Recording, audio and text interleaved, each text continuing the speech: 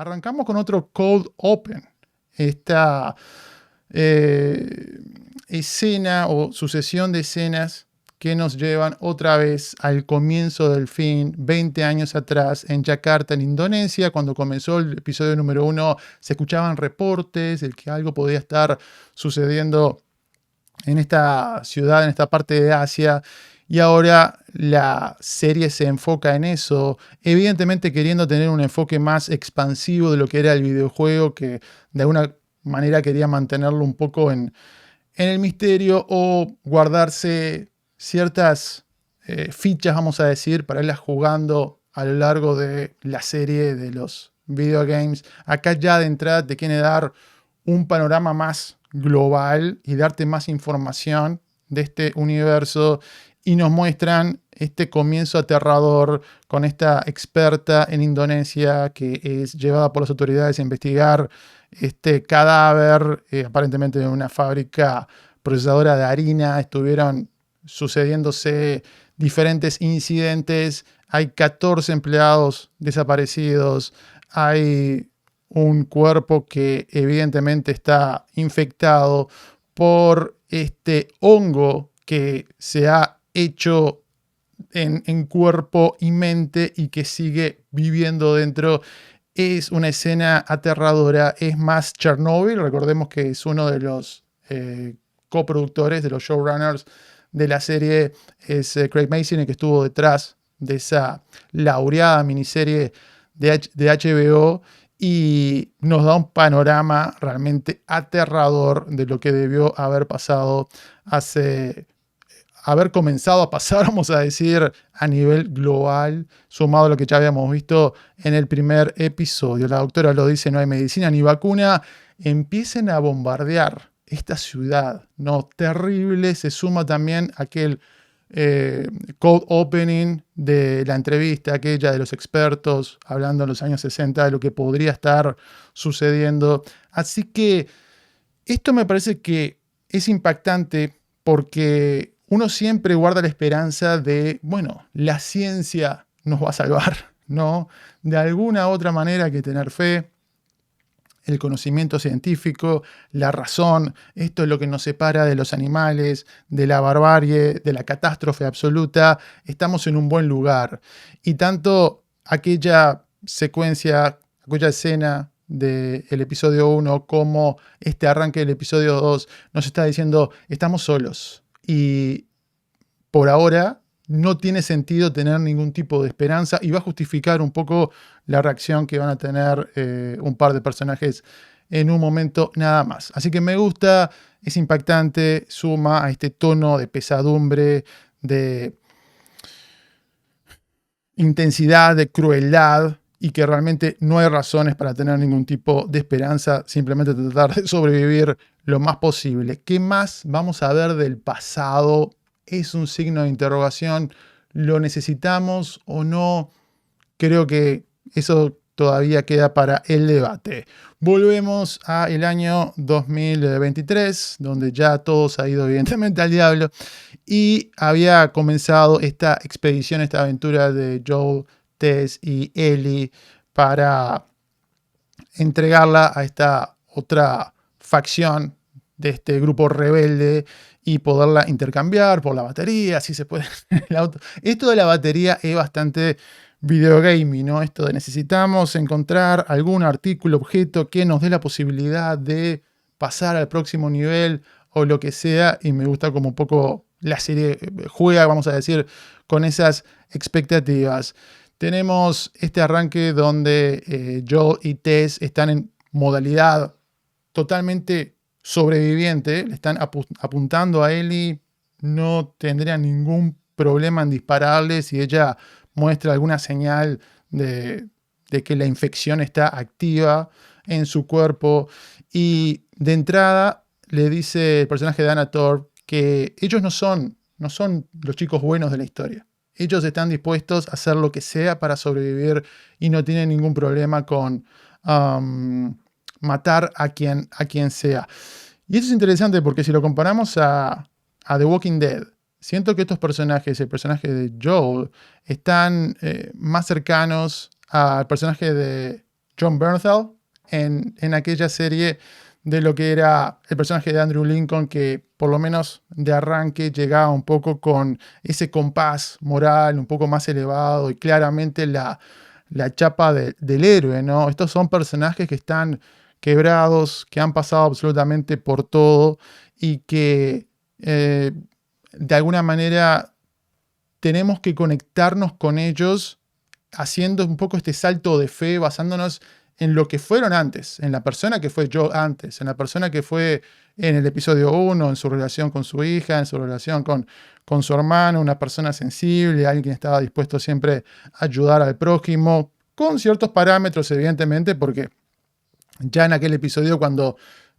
consideran parar para ayudar a una familia que está en la carretera, Joel dice, no, tenemos que seguir adelante, pero viene de este lugar entendible de preservar la vida, principalmente de su hija, después de que el mundo empieza a caer a pedazos. Entonces, esta pregunta de qué tan malos, qué tan buenos son, está todavía un poco flotante en el aire y creo que va a ser parte del viaje de Joel, evidentemente, llegar a un lugar que pueda ser más heroico, que pueda ser más inspirador y que pueda volver a tender estos puentes emocionales que ha destruido, evidentemente, después de lo que fue principalmente la pérdida de su hija. A todos los que hemos jugado algún tipo de juego de survival horror, yo no jugué nunca The Last of Us, como le decía en el episodio anterior, pero he jugado algunos juegos similares y esto es tremendamente disfrutable, ¿no? Estar en un terreno que, por un lado, es muy fascinante, que se presta muy bien a la aventura, a la exploración. Por otro lado, es totalmente aterrador y más allá de que sea a plena luz del día, ver una ciudad absolutamente colapsada como este Boston post-apocalíptico te da a entender de que a la vuelta de la esquina, abajo de cualquier escombro, dentro de cualquier auto, lo que sea, puede haber una gran amenaza y este aire fantasmagórico, ¿no? Es bastante poderoso y de nuevo fascinante ver algo que uno lo asocia con una urbe llena de gente, vibrante, siendo totalmente un desierto, una tumba, ¿no? Esto es un cementerio y no solamente literalmente de gente, sino de la civilización, de lo que supimos ser alguna vez en el pasado.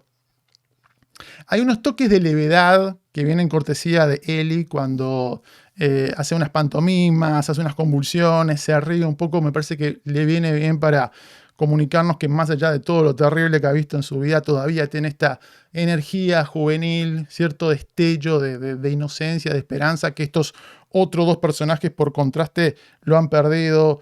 Prácticamente se ríen cuando sugiere Ellie la posibilidad de que ella sea, vamos a decir, parte de esta cura milagrosa que ya la han escuchado un montón de veces y están bastante hartos, están avanzando por esta ciudad y nos empiezan a dar más información de estos seres infectados que pueden vivir desde unos días a 20 años, o sea, desde que se infectaron en el 2003, hay algunos que todavía están dando vueltas por ahí.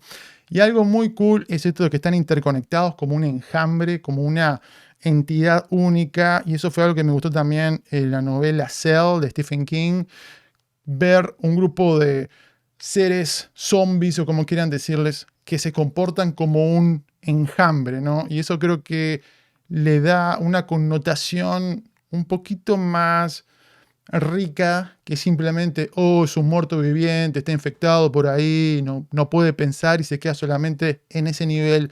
Y también que hay un poco diferentes tipos y diferentes variedades, y ya vamos a conocer algunos de esos en un ratito nada más.